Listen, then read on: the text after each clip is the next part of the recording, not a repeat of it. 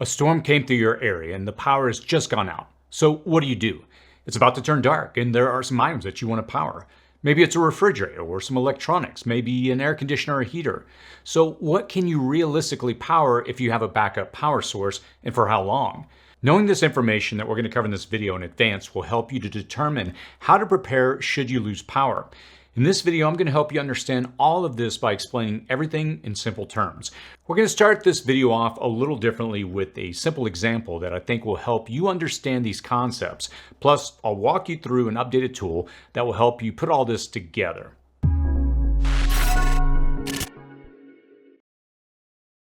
If you're new to this channel, my name is Chris, and on this channel we discuss emergency preparedness, aka prepping. For this video, to help us understand power usage, instead of bombarding you with technical terms, we're going to keep it very simple. This will be a video that builds on itself, and the sole aim is to educate you so you'll understand how to power critical devices if your power were to go down for a prolonged period of time. This video is going to be different than the ones that we've done in the past, as we'll start by using an example of water to help us understand electricity a little more. And as the video progresses, we're going to incrementally build on top of these concepts. Now, I promise I'll intentionally go slow, and there's a lot that we'll cover. Still, I'll start with the most essential place I can after years of listening to the community's feedback. I would encourage you to stick around until the end, as we'll take everything we learn and apply it using a custom calculator I built for the community, along with a new tool a subscriber sent me that will help you a lot. By the end, you'll understand how to power that refrigerator or device if the power goes out. We're also going to cover a low-price tool that you can pick up at your local hardware store or even check it out at your local library to really help you clearly see how much power each device in your house uses. So here's a breakdown of what we'll cover in this video. I'll start off by defining a few basic concepts that we're going to use throughout the video. Now, as I mentioned earlier, we're going to use water to help us understand these basic electrical concepts. This will serve as the foundation, a guide if you will, as we move along. Next, we'll look at various options for powering devices, specifically solar generators combined with solar panels and gas generators. Then we'll take what we learned with these concepts and we'll look at items that we want to power if the grid were to go down and there's no power. We're going to learn how much power they realistically need. And finally, I'll show you a free calculator that we created that shows you how long you can power devices with something like a solar generator. So let's begin with a simple example that will set the foundation for this video. Water. In the past, it's at this point in the video that I typically start explaining watts, amps, and volts. I'm going to do that a little later, but for now, we're going to begin by laying a foundation using something that you're already familiar with, a water container. And I think you're going to see the parallels very quickly. When discussing backup power after disaster, you have two main options. You have a traditional ICE or internal combustion engine, which runs off gas, propane, or diesel. And most of us are familiar with these. But as technology has advanced, we're seeing more people integrate solar and batteries into their homes. Now, my current off-grid property, which I'm developing for the channel, has a battery connected to an inverter and solar panels, which have powered the house for the last few months. And these systems are what's commonly referred to as solar generators. And I've covered these extensively on the channel, and they have some real advantages for power backup. For this video, we're going to use EcoFlow units. I've reviewed so many units over the years, and this is a brand that I've come to appreciate for its simplicity, ease of use, and advanced features that I've not really seen on other similar devices. Now, units like these, they are quiet, they produce no fumes, and you can run them indoors, and they can effectively provide unlimited power as long as you have solar panels and you monitor your usage, as we'll detail in a moment. Now, how much will they power after disaster? This is what I'll try to explain here. Okay, there are a lot of options when it comes to solar generators, and these range from small to large, as you can see. And as you can imagine, the bigger ones are typically more capable of powering many devices. The smaller ones are not quite as powerful, but they can still serve a useful purpose. But before buying one of these, it's essential to understand some concepts. Let's explain these concepts by using water containers. If we were to start with something small like this water bottle, it can hold a little water. And if you need to store more water, you might get a larger 1-gallon container like this one. Well, maybe you want to go camping for the weekend and you need some additional water storage. Something like this 5-gallon water container would come in handy. But let's say you want enough backup water to last you and your family for several days if there's an emergency. In that case, you may want to get 55 gallons of water and store them somewhere. I personally store mine in my garage. And on a high level, it's very similar to backup solar generator power. The more power you think you'll need, the larger the unit you'll likely need. Even at the smallest level, something like this phone charger, well, not a solar generator, could serve a very useful purpose. We've become so dependent on our phones to keep us informed about the world around us and to stay in touch with others. Even something as simple and small as this device could serve a critical role in a power outage. Now, let's take this analogy even further. Let's say I want to be able to add water quickly to one of these containers as I anticipate that I'm going to be using a lot of water. Now, this small bottle has a very small opening to fill it. This Nalgene water bottle, on the other hand, it has a wide mouth, as does this 5-gallon container. And if I look at this really big water container, you can see it has a huge water entrance at the top, allowing me to add a large amount of water rapidly. Now, if I take this example a little further, you can observe that the containers with spigots will have varying sizes. This 5-gallon container has a small water spigot on it, which allows a certain amount of water to be released. A few years back, at a previous piece of property where I lived, I had a 2,000-gallon water container. It had a very large outlet, allowing a large amount of water to come out at the bottom. But the 5-gallon container I have here, it's small and it's portable. And the large 2,000-gallon water tank is not, but it's more capable and was very useful in allowing me to irrigate my gardens. Solar generators, which we'll discuss more in a moment, are also great because they can be connected to solar panels that you can charge them with directly from the sun, allowing you to indefinitely power devices as long as you have sun. Now, I live in an area where our most incredible resource is the sun, and so for me, it's a no-brainer to have solar. So continuing the water analogy one step further to discuss collecting water like you would collect energy from solar panels, if you have a rain harvesting setup, you can collect rainwater from your roof if you have a rain gutter setup. So as you can imagine, the bigger the roof you have, the more water you can collect in your gutter and downspout. Now these devices behave in a very similar manner as they can accept a lot of solar energy and some a small amount. And as you can imagine, the larger units typically accept more solar, the smaller units less. One thing to point out is that if you have water coming into a container, you can open the spigot and let water out simultaneously. And these solar generators, they function in the same way. If they are connected to solar panels, they can pass the energy from the solar panels through the device and power devices connected to it at the same time. Okay, so let's run through a practical example. Let's say I need to drink 8 ounces of water every hour from this small bottle. A gallon of water has 128 fluid ounces. So if I keep drinking 8 ounces of water every hour, if we divide 128 by 8, we get 16. So this 1 gallon of water would provide me with 16 hours of water if I drink just 8 ounces of water per hour. So as I drink the water, this container will have less water. But let's say I have the container sitting outside on a rainy day and I have it connected to a tarp gathering water. Let's say that the tarp is collecting 8 ounces of water each hour. Now, while I may drink 8 ounces of water each hour from this container, I'm also collecting the same amount of water that I use. So at the end of the hour, the same amount of water will be in the container. But if I drink 16 ounces of water each hour and still only collect 8 ounces, then I have a deficit of 8 ounces for this container. But let's say overnight, it stops raining, but I still consume the same amount of water each hour. Well, the next day, if it rains again in the morning, I can start collecting water again. And if overnight I drink 64 ounces, which is half of the total volume of this water container, then I only have 64 ounces of water left. So I have 2 choices in. I either get an additional tarp to harvest water, thus doubling my ability to harvest water, or I have to begin rationing and consume less each hour. Otherwise, I'll run out of water the next night if it stops raining at night. If you've learned anything up to this point, I hope you can visualize these devices as simply holding water like this water jug. And as I use water, I need to replenish it so I have more. If I begin to run out of water, then I better find a way to harvest more, or I really have to start looking at rationing my water.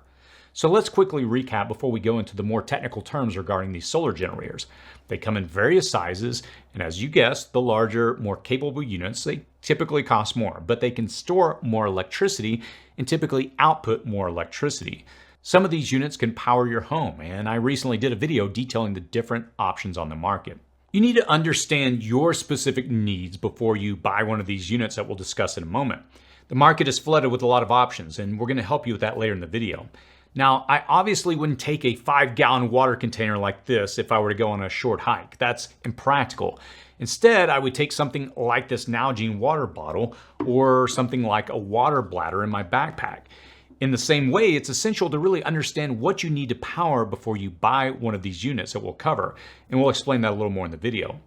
Okay, so let's move from the theory aspect to more details to really help you understand to power critical devices if the grid were to go down.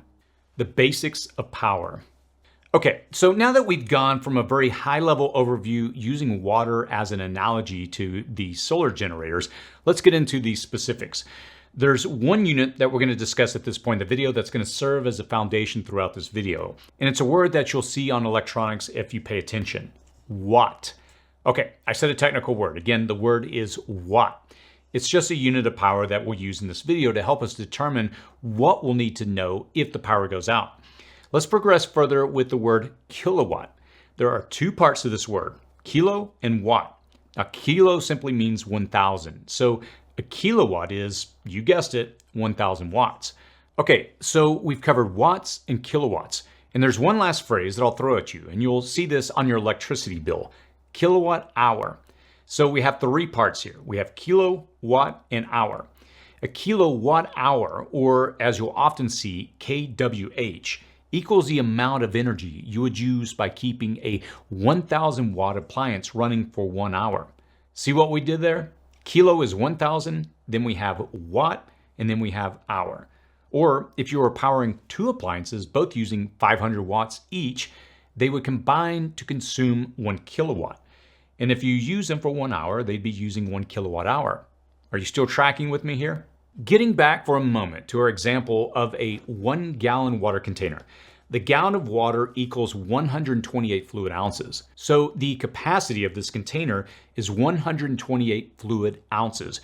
If I were to pour the water out at a rate of about a half a fluid ounce each minute, that would be a very small amount. In 1 hour, I would empty this water container out. So as I'm running through these numbers, think about it in the same way. In this case, if we let out about 0.5 fluid ounces each minute, we'd empty this water bottle in about 1 hour. So what can we do now with these newly discovered words, watt and kilowatt hour? Let's start tying this all together in a natural way that helps us in our journey of understanding how to power critical devices if the grid were to go down. Now, in front of me, I have a 1,000 watt electrical hot plate. I selected this for example because it uses 1,000 watts or about 1 kilowatt when plugged in. If I were to use this for 1 hour, guess how much energy it would use? As we discussed, 1 kilowatt hour. If we were not to power anything else in our house that day but only just this device, we would be charged for 1 kilowatt hour on our electricity bill for that day. So let's say we use two of these for 1 hour each. Then we'd be billed for 2 kilowatt hours. It's really that simple, honestly. But let's say we use this one hot plate for only 15 minutes. How many kilowatt hours did I just use then? Well, 15 minutes is 1/4 of an hour, so that would be 0.25 kilowatt hours used. Let's look at one last example, a simple light bulb. This uses only 9 watts, and it's printed right here on the side, 9 watts.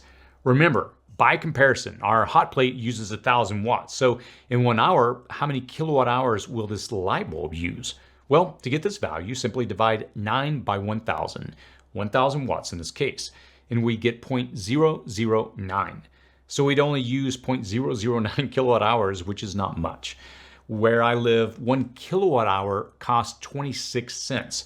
So to power this light bulb, each hour would only cost me about 0.00198, or let's round that up to 0.002, which is 1/5 of a penny. So if I ran this light bulb for about 5 hours, it would cost me about a penny on my electricity bill. If you got this far, congrats. You've learned the basics, and now you can do a lot with this information. Up to this point, we're just playing around with numbers to determine how much energy we use and how we determine those values. So now that we have this information, the rest of this video is about deciding what we would want to power and how to power it. Let's jump to the next point about how to power these devices. We're going to integrate the lessons we learned about water and solar generators earlier into all of this momentarily. But remember to stick around to the end as we're going to tie all this information together. How to power. Capacity simply refers to the amount of charge this device can store. Remember earlier when we discussed water containers, the capacity for this water jug is 1 gallon. Now, these solar generators, they have a unit which you'll see on the specs regarding capacity. It's typically listed as kilowatt hours or kWh. Earlier, we covered watt hours in great detail. For example, this EcoFlow Delta 3 has a capacity of 1,024 watt hours, or roughly 1 kilowatt hour. Remember when we spoke about the induction cooking plate earlier? It pulls 1,000 watts when you plug it in. So in 1 hour, it would pull roughly 1,000 watt hours from this EcoFlow, or 1 kilowatt hour. So this EcoFlow could power this for about 1 hour. There are a few technical details we'll cover in a moment that impacts this number, but if you get this concept, you're doing fine. Now, regarding continuous and surge output, these two values tell us how much this device can output. If you power devices with this solar generator, it can output 2,400 watts simultaneously. Now, I don't recommend that you plug in devices that combine to pull 2,400 watts for an extended period of time, as you're running at 100% output capability, which can damage the battery in time with repeatedly using it and pushing it this hard. If you were to run your car at the max RPM all day, you'd burn up your engine pretty quickly. And the same principle applies to these devices, and you'd ideally want to run them at about 50% of what the manufacturer lists for the continuous output. From time to time, it's fine running them at 100%, but if I were to size my solar generator needs based on what I want to power consistently, I would look for one that could output double what I would expect to use on a regular basis. Let's plug this hot plate in and see what happens. As you can see, the front of the screen shows we're providing roughly 1,000 watts to this induction heat plate. So again, if this heat plate were to be left on, we would anticipate that the EcoFlow could power it for roughly 2 hours, as the EcoFlow has a battery capacity of 2 kilowatt hours. Again, it wouldn't come out exactly to 2 hours of output for powering our induction heating plate due to efficiency issues, but we'll talk about that a little more in a moment. Now, a quick note about surge. When you start up some devices, they draw a lot of power, things like fans, refrigerators, or saws that have a motor. When you start these devices, you're going to see a momentary spike to get the engine moving, and then it will settle down to continuous watts usage we discussed in the previous point. Why is this important to understand this value? This EcoFlow has a surge capacity of 4,800 watts. If you were to plug in a device that has a higher surge than 4,800 watts, then it would cause the EcoFlow to trip a circuit internally, which can be reset when you restart it, as the device would exceed the maximum surge output capability of the device. This is a significant number to understand when shopping for these devices. It gives you an understanding of how quickly you can charge this with solar panels. Now, this unit here in front of me is designed to handle 1,000 watts of solar input. Now, a quick word about solar panels. In good conditions, you get about 85% efficiency, meaning if you have a panel that says it's capable of producing 100 watts, you should expect under good situations that you're going to get about 85 watts instead of the total of 100 watts. But you're beginning to see options on the market like bifacial panels, which can produce closer to their stated numbers. So if I were to plug in, let's say 1,000 watts of panels, I would get a little over 850 watts coming into this device if conditions were ideal. It's not always this precise, and factors like clouds, whether or not the panels are pointing directly at the sun, temperature, and several other factors, they all come into play. But this is a pretty good indicator of what you can expect when charging these with solar panels in the best of conditions. Now, one other note, if the panels are pointed directly at the sun, you're going to get maximum production.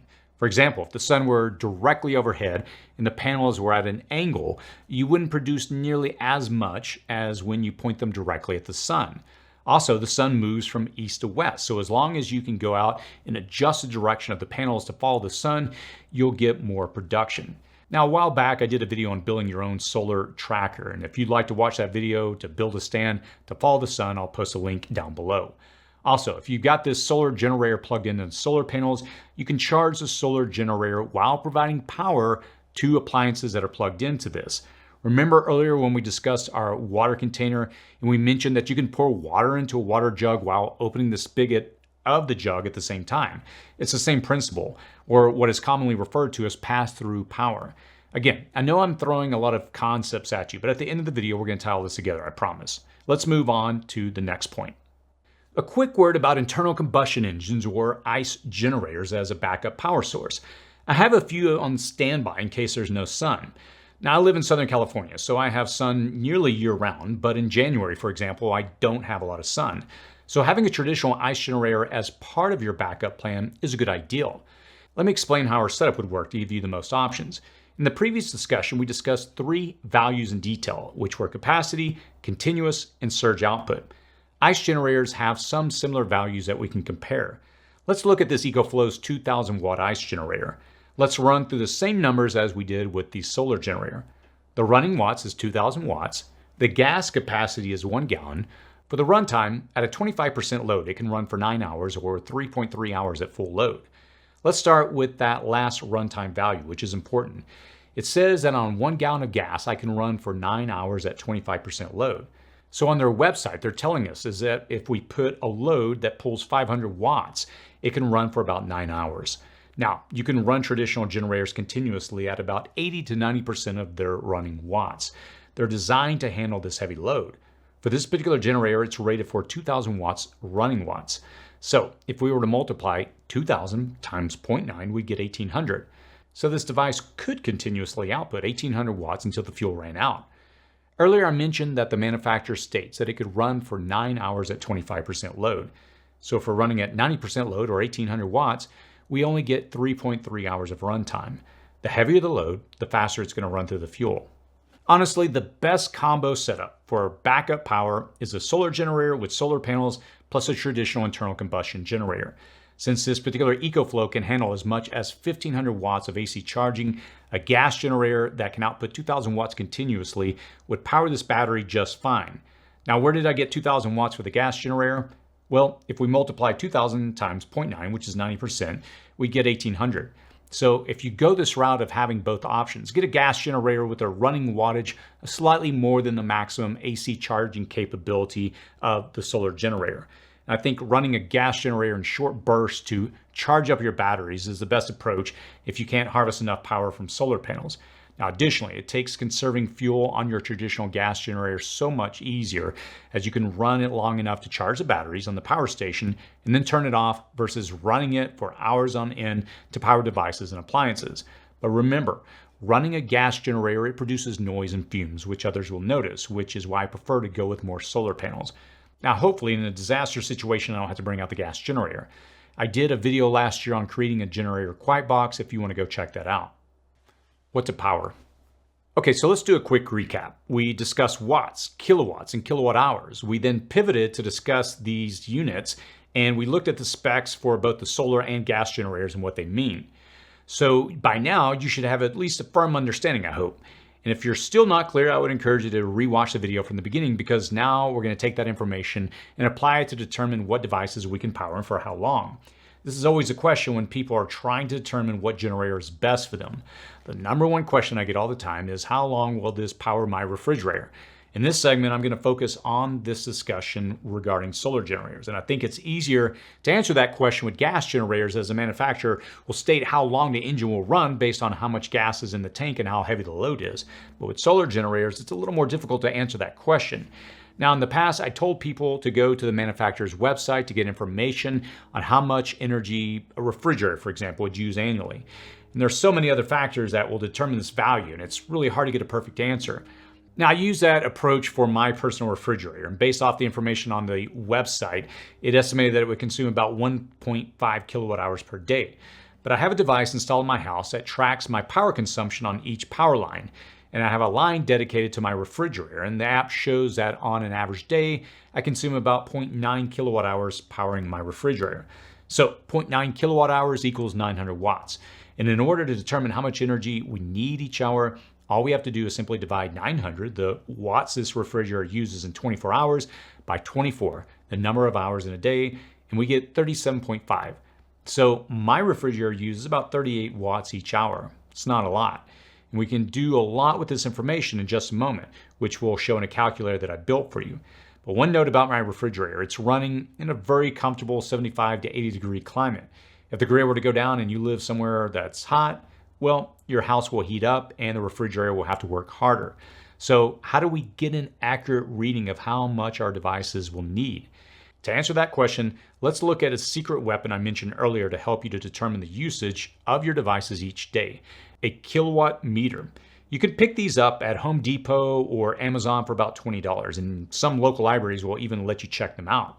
Now, I'll post a link below in the description section if you want to pick up one of these. You can plug this device into a wall socket and then plug the device you need to monitor into this, and it's going to track the energy that flows through. What I would advise you to do is hook this up to your refrigerator and then come back in about 24 hours. It's going to record how much power went through the meter to show you exactly how much the appliances you're powering uses in a 24-hour cycle. Now, of course, you can apply this to any appliance or device that you want to monitor. You can even see in real time how much a device is pulling when you plug it into this measuring device. And this gives us so much useful information that you can use. Now, if you don't have access to a kilowatt meter, you can go to the following website on the screen. Now, I'm not affiliated with them, but a subscriber sent me this site. On the site, you can search by different electronic devices, and they'll give you information that you'd find with the kilowatt meter. And I'll put a link to it in the description section below. Tying it all together. Okay, so the moment has arrived. We've learned a lot up to this point in this video, but let's tie it all together so that you can answer the question of how much energy you'll need and what devices you can power for how long, things like your refrigerator or other appliances, after the grid were to go down. I'll quickly run through a tool that we created to help you with this. So what we're looking at here is a spreadsheet with a calculator that we built. In order to be able to access this, to change the values, you first need to create a copy to your own folder. How do you do that? Well, you just simply go to File, go to Make a Copy, and what you can do is copy this over to your own Google Drive. You will need a Gmail account or the same login that you use to comment on YouTube videos. Okay, so if you notice here, I've got different solar generators. I've got Anchor, I've got Bluetti, I've got EcoFlow. Let's start with the EcoFlow Delta 2 because we've been talking about that in this video. It has a running watts, as we talked about earlier. Remember, running watts is how much you can produce continuously of 1800 watts. In a surge, it can go up to 2700 before it will trip off.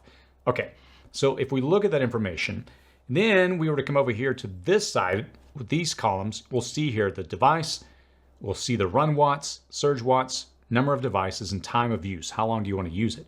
Now, once you make a copy of this to your own desktop, you can change all these values, but we put in here some that are kind of typical values to get you started. For example, you may say, well, I want to be able to power a refrigerator for 2 hours. Or what's one of the other ones that we have a value for? A CPAP machine. You say, well, I want to run this one for 8 hours overnight. Well, let's go ahead and take this one off for now, because what we want to do is just focus on our refrigerator, kind of isolate it down to one thing. So in this case, this is the 18 cubic refrigerator, kind of the common size of an American refrigerator. Let's say we want to run it for 2 hours. All right, and what do we know about it? Well, in this case, we have 300 watts are being used every hour. Remember earlier I said mine uses close to 60, so 300 is a little high. Let's back that number down to about 100. You can see again, the point here I'm trying to make is you can customize this as you go, and you can change it to whatever values you want. All right, well, we're saying we want to run it for 2 hours. And again, you can choose the drop-down items here. We have everything from 1 minute up to 24 hours. Okay, so we've chosen 2 hours. Now, what do we have here? We're now seeing that we are using 200 watts and a surge of 1200. What's a surge? Remember earlier we talked about when a motor spins up, it has an initial surge and then it drops down. In this case, it's 1200. We could, again, change that value. Maybe yours is only 1000. All right, so now we're running this for 2 hours. So we're now pulling 200 watts. All right, well, what do we do with that information? Well, if you scroll down here, what you'll see here is that it says the largest device running. Some of these, if you go through and choose a lot, and there's a device that's pulling more power, it's going to show you that one. Since we're only doing one, which is a refrigerator, it's only showing 200. But again, we encourage you to go play with this, and you'll see that if you're using something that's pulling a lot, it's going to isolate and show you, well, that one's pulling a lot. The largest surge is, again, the refrigerator in this case is 1000. Surge, if all the devices are on at start, is 1000. Why did we put that there? If you try to start up multiple devices with motors at the same time, you may go too high on the surge. So if you're starting off a refrigerator and you're starting off a saw with a motor, don't turn them all at the same time, plug them into the AC and turn the thing on. Turn them in one at a time so that the surges don't all spike at the same time. All right, total running watts needed while running all the devices you've selected above. Since we only did one, is 200. You know what, let's go ahead to make this a little more interesting. Let's go ahead and choose one other. Let's say we want to run a microwave for about 5 minutes. Or I'm sorry, I did the wrong one. This is number of microwaves, which is 1. We want to run it for 4 minutes. We can say, let's say for 5 minutes. All right, now the running wattage is 750 continuous. So if we're only running this for 5 minutes, that means that we're pulling 62.5 total watts. Not a lot. All right, So if we scroll back down here, now we see we're running refrigerator for how long did we say? I believe it said 2 hours, and the microwave for 5 minutes. Okay, so if that's the case, we're now using a combined 262 watts. Now, the maximum surge capability of this solar generator is 2,700 watts, so we're well under the number because the largest surge was a refrigerator, which is only 1,000. Now, recommended use for this, if we're running this particular device, remember earlier we talked about it, you want to run it about 50% continuous. In this case, it can output 1,800, so 50% of that would be 900. So again, we're still well under that number. We're not using a lot each hour. All right, capacity of solar generator is 1,024. Remember earlier we talked about kilowatt hours, and this is our capacity. It can hold 1,024 watt hours. So it's got a 78% efficiency. We didn't really go into efficiency a lot, but we added this because we tested all these units, and it tells you how efficient it is when you output AC. In this case, it's 78% efficient. The average is somewhere in the low 80s, so it's a little under the number, but it's close enough. So what does this tell us? At the end of running the refrigerator for 2 hours and our microwave for 5 minutes, we're going to have 687 watts hours left. So we still have a lot more to go. So as you can see, if you start playing around with this and you're like, well, you know what, I want to run a space heater, I don't know, what the heck, we'll run it for 45 minutes or I don't know, let's say 30 minutes, and we're just going to run one. Well, all right, we're now pulling more. Oh, look what happened. We're now going to drain the battery all the way down. So as you can see, once we throw in that space heater, which is going to pull a lot, we're now going to go past the actual capacity of this device. And so we're now a negative 17.35. So we're going to run out. In other words, within this time limit that we've set here. So if you were to back this down and you're like, okay, I can't run it that long. Well, how about for 15 minutes? Okay, I can run the space heater for 15 minutes and I still have a little juice left over. Again, hopefully this tool will help you understand how much power you'll need to power various devices and will help you to determine which solar generator is best for you. If you haven't done so already, we'll put a link to the video comparing the different units on the market, both for small portable units like we covered and for whole home units. I'll put links to both of the videos that we did. Solar panels. About solar panels, how many do I need? Well, it depends on how much power you're going to be pulling from a solar generator. Let's use the refrigerator example again. I get emails all the time asking what the best option is to power a basic refrigerator. How many solar panels will I need? So let's run through some numbers. A typical solar panel is about 85% efficient in the best of conditions. So a 100-watt panel is going to produce about 85 watts if you're directing it at the sun. Now, a solar generator's output is, on average, about 80% efficient. Each solar generator's actual efficiency is included in the calculator on the spreadsheet. So then we have to consider many variables that determine how much your solar panel will output. Do you get a lot of clear sunny days? Can you move your solar panels to track with the sun? How many hours a day does the sun shine in your area? What's the temperature? And we could go on and on and on, but let me give you a few general rules of thumb. For every 100-watt solar panel you have, you can expect on average between 300 watt hours to 500 watt hours of power. In other words, you're going to get roughly 3 to 5 times the wattage of that solar panel in a typical day. In my area in the summer, I can get about 550 watt hours per 100 watts of panel, so I'm closer to a factor of 5.5 times. But again, my location is prime for solar. So let's recap this with some numbers. Most of these solar generators can handle in the ballpark of about 1,000 watts coming from solar panels.